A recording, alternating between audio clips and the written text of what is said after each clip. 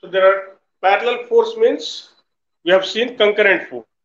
Concurrent force means the line of action of force will intersect each other at a particular point. That is, both can be assumed to act at a particular point. But in this case of parallel forces, what will be? Their line of action will never intersect. They will not meet. Like parallel line we are knowing the condition. So if the line of action of two forces does not intersect each other, or they don't meet each other anywhere, any point, then we say it is parallel force. So there are two types of parallel force. One we call like parallel, another we call unlike parallel. Like parallel means suppose one force is like this, other force is like this. So both are in same direction. The line of action will be parallel to each other. They are not neither converging nor diverging. So this is like parallel. This we call like parallel.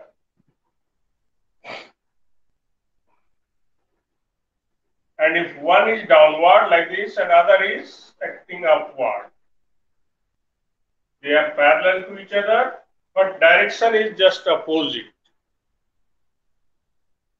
Then this we call unlike parallel.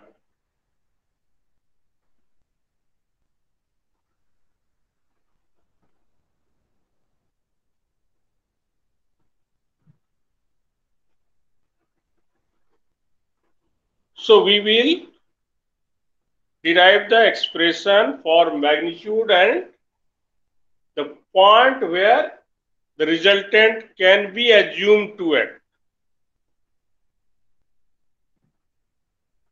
So these two things we have to discuss today. So first, like parallel.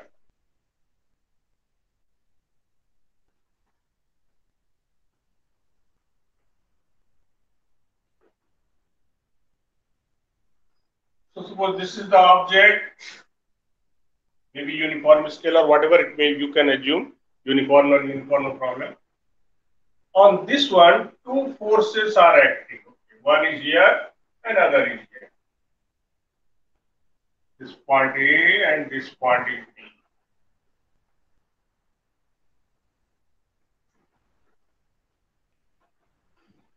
The distance between the line of action of two forces is L. So these two forces are separated by distance L. Now, if the two forces are acting in same direction, so what will be the resultant? If you use triangle law or parallelogram law, according to that, what will be the resultant? F1 plus F2, as the angle between the two vectors is 0. So two forces are acting in same line. So resultant will be F1 plus F2. That we have done in case of parallelogram law or triangle law. Here, additional thing is what? Where is this resultant acting? Or at what point we can assume that resultant is acting. So for example, suppose in class 10 we have done the experiment, meter scale was there, two weights we have suspended, and this scale can be balanced about a particular point. That means whatever weight is acting here, the resultant of these two weights can be assumed at this particular point about which the scale was balanced. No, in that experiment we have done. So suppose this was the meter scale. One weight was suspended from this place. Other weight was suspended from this place. And this one was the place where you have balanced the scale. Maybe its weight also can be considered. Okay, weight of the scale is acting at this place. So what does it mean? the resultant of these three forces can be assumed to act at this particular place. So magnitude of this tension in the string will be sum of these three forces, and the resultant of these three forces can be assumed to act at the same place. So this is the resultant W plus W1 plus W2. So this type of sum we have done in class 10. So what was the condition here?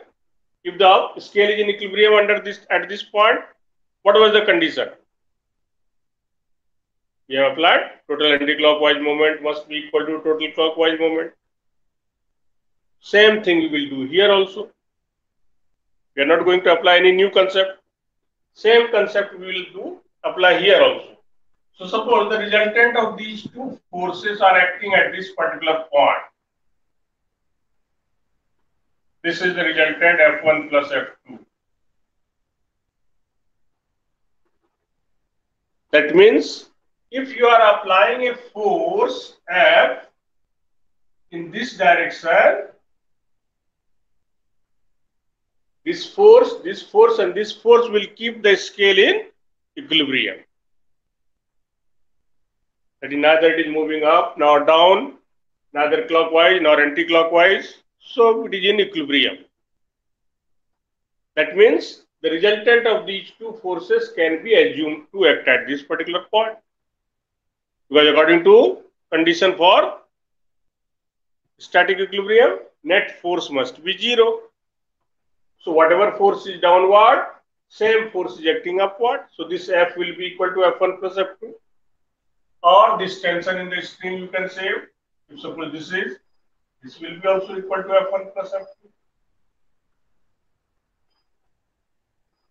So scale is in equilibrium under the action of these three forces T, F1 and F2. That means the point of application of T is the point where the resultant of these two is assumed to act. So what will be the condition? If it is acting at a distance x from point A, then what should be?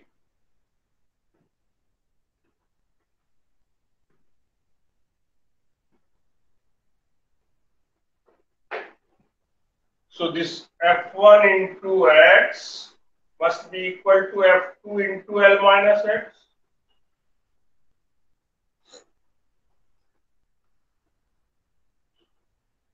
So what will be the value of x?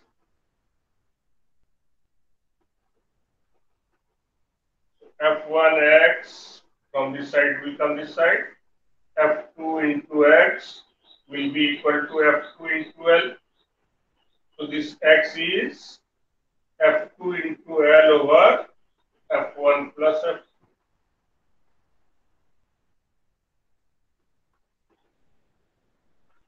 So if you are finding the position of resultant from F1,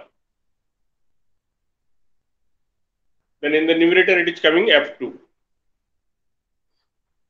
If you are interested to find the distance from here, from F2,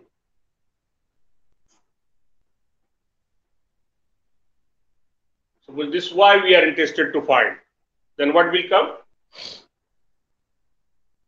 So this F2 into Y, that is, will produce clockwise moment. This is producing anti-clockwise moment.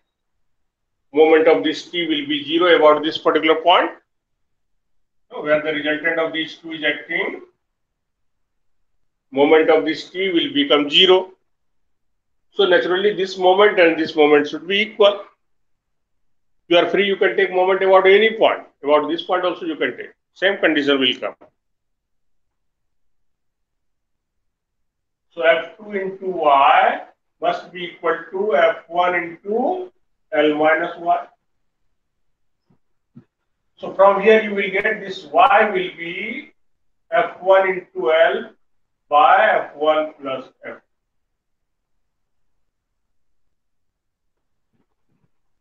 So this is the point or the position of the point where the resultant is assumed to act. So when we are finding from F1, F2 is coming in the numerator. Denominator is same, F1 plus F2.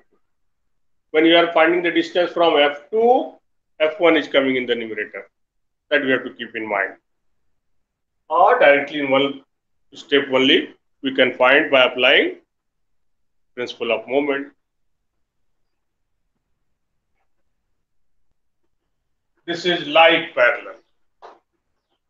So this is the case of like parallel.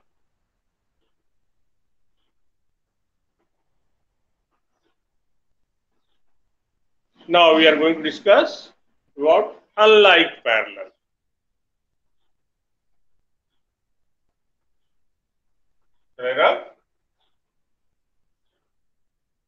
Over.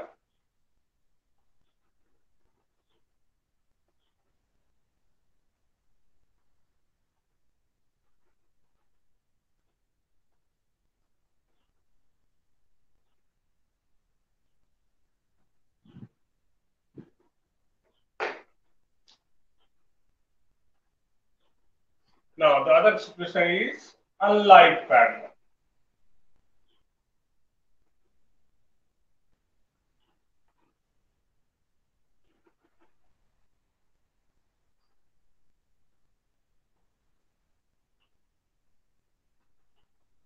So in case of unlike parallel, what will be?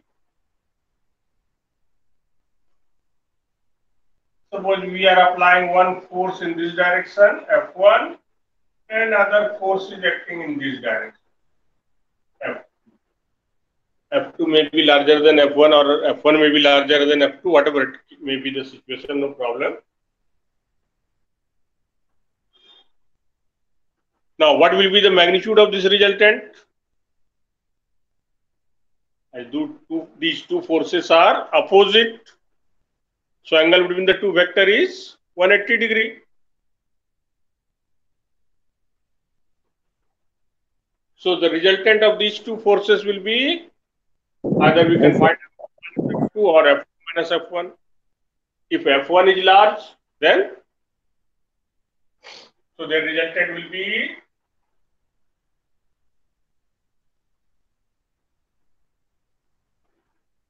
so this magnitude of the resultant, this F will be F1 minus F2.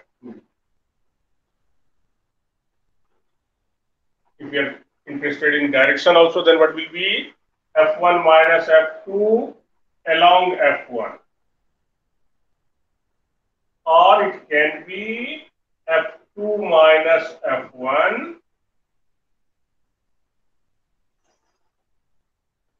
along F2. That is, if F2 is greater, then we will say F2 minus F1. If F1 is greater than, larger than F2, then it is F1 minus F2. So this is the resultant. Now, where will it act? That means where will you apply this force F so that these three forces, due to these three forces, it will come in equilibrium.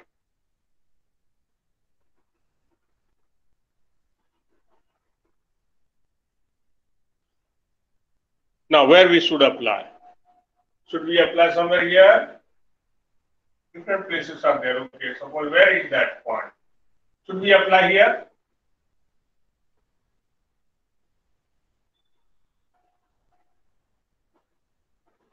If we are applying here, what will be?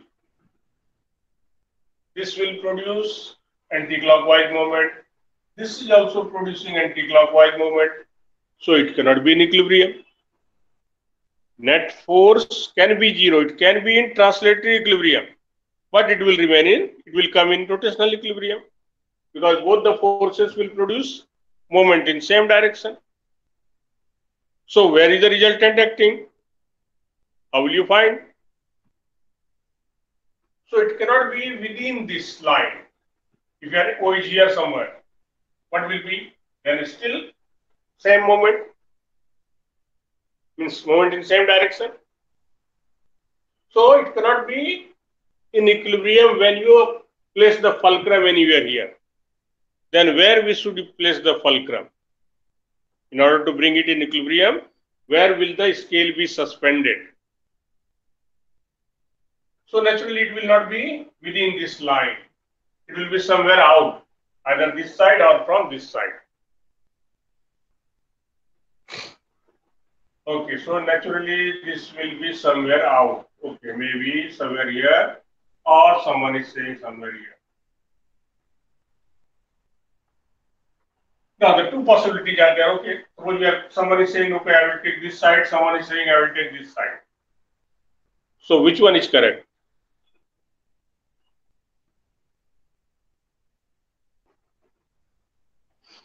Now suppose someone is saying I will consider this side. Then what will be? This one is producing moment in clockwise direction. This is producing anti-clockwise direction. So this force is large. Distance is small. This is small force. Distance is large.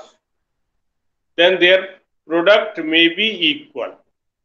But if someone is saying, no, I will take this side, then here, smaller force, smaller distance. Moment is product of force and perpendicular distance. So this is smaller force, distance also is smaller. Larger force, larger distance. So their product can never be equal. They are opposite.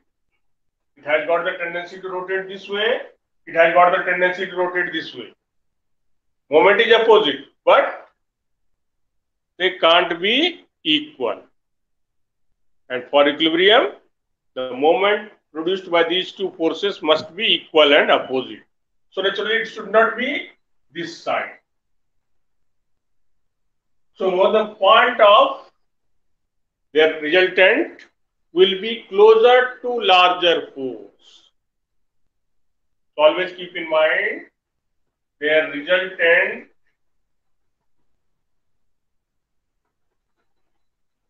will be outside the line.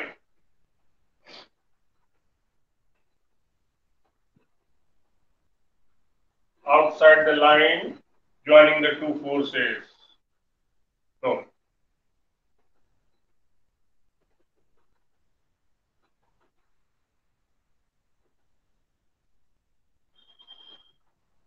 Point of application of two forces.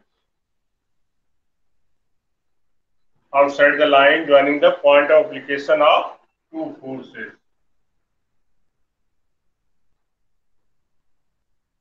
And it will be closer to larger force.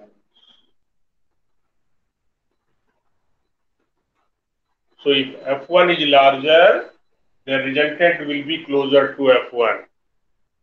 If F2 is larger, resultant will be closer to F2, that is, it will come this side.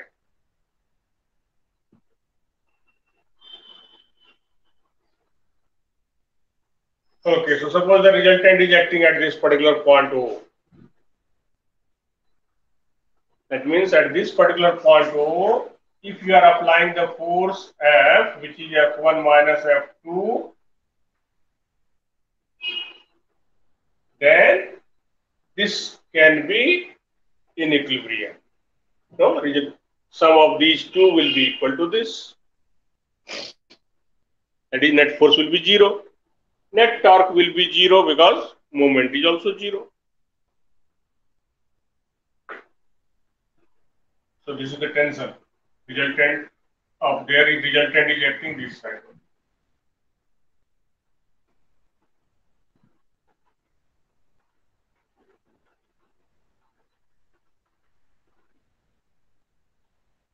So the resultant is acting this side. So in order to keep it in balance position, if you are applying the same force this side, it will be in equilibrium. Now suppose it is at a distance x from point A and at a distance y from point B, and the distance between A and B is L. Then what is the value of x and y? You find yourself now.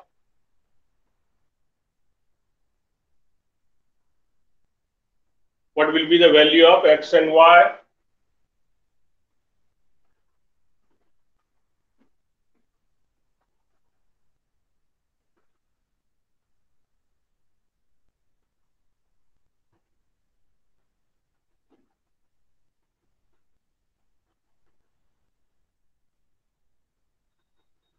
So if you are taking moment about point O, this moment will become 0. So this moment clockwise, this is anti-clockwise. So this F1 into x must be equal to F2 into L plus x here will come. Or F2 into y you can say, no problem. If x and y both are known, you can apply this one. Or y is given, x is unknown, you can directly apply that condition. So in this case, x will be how much? F2L over F1 minus F. And similarly, if you find y, you will get F1 into L by F1 minus F.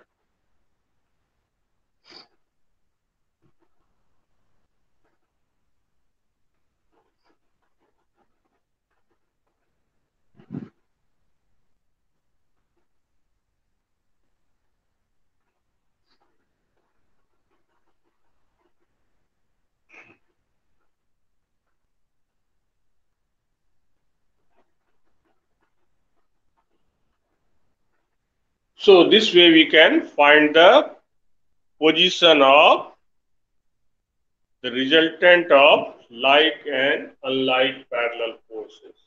Where will they act?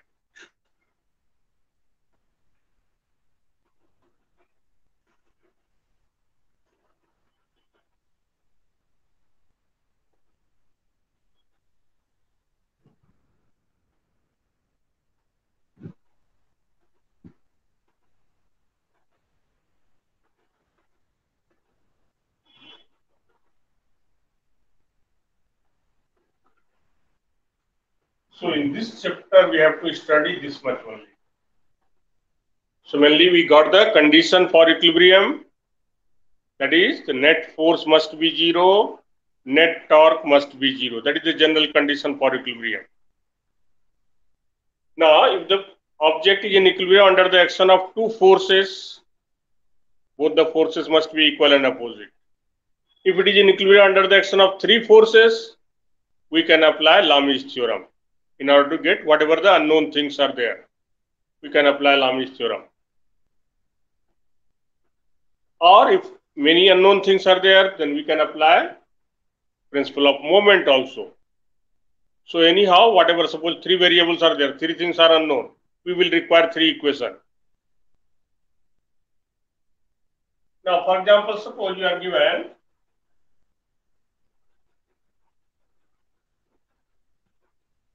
a ladder is placed inclined like this.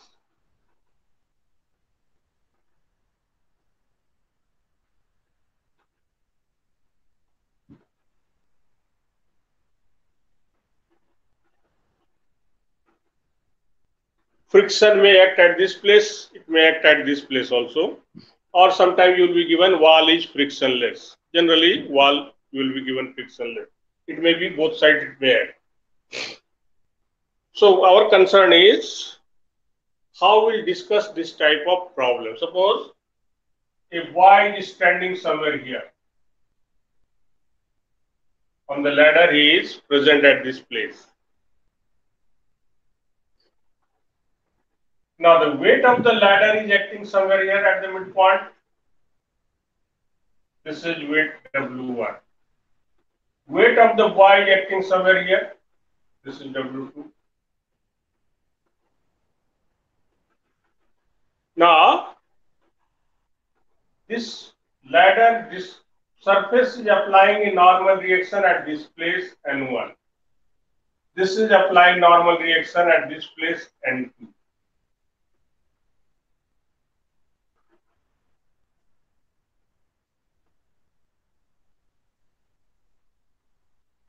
If there is no other force here in this line or in this direction, it cannot be in equilibrium because no one is going to balance this N2.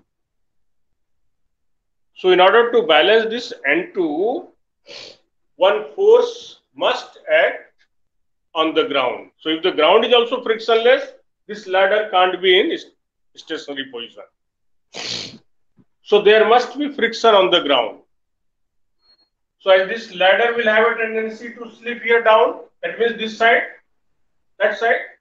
So friction will be acting at this side. Or someone has to pull this ladder this side. Otherwise, this ladder will not be in stationary condition. Whether it is no boy is standing or boy is not standing, then also ladder will not remain like this because no one is going to balance this N2.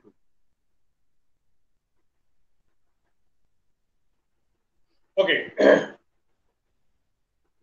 So this friction will be balanced by this N2, we can say, or whatever the normal reaction is there. Okay, if nothing is there, then N2 will become 0, we can say.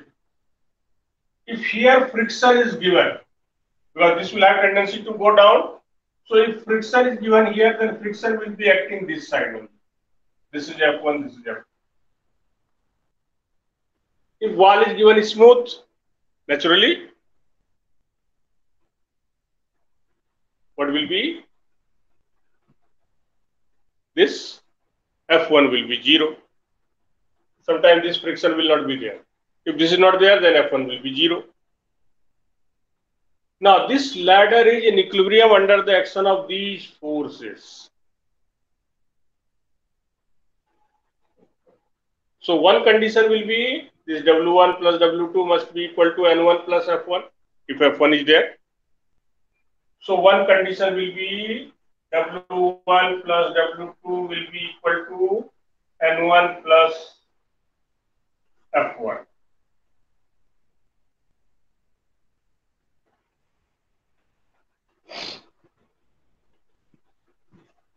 Other condition will be this N2 will be equal to F2.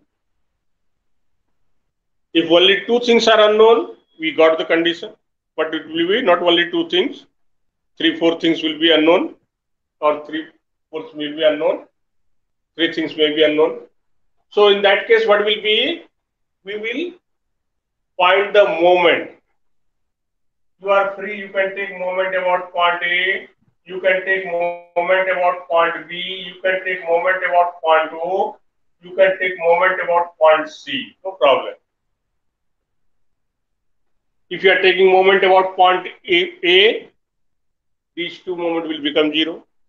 So this will have a tendency to rotate clockwise, this is clockwise, this is clockwise, this one will be anti-clockwise.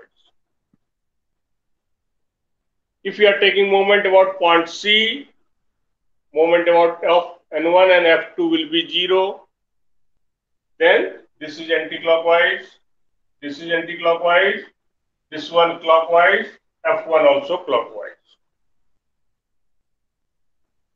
So this ladder problem, many problems are asked. So we have to use this concept. So concept must be very clear. What are the forces acting on this ladder? If boy is standing here, or sometimes will be asked what is the maximum distance up to which boy can reach. That means this is in equilibrium when the boy is here. If he is going above, it may not be in equilibrium. The ladder will slip. Understood?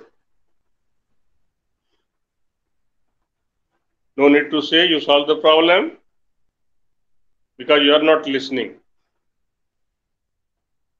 So whatever your planning is there, you do accordingly.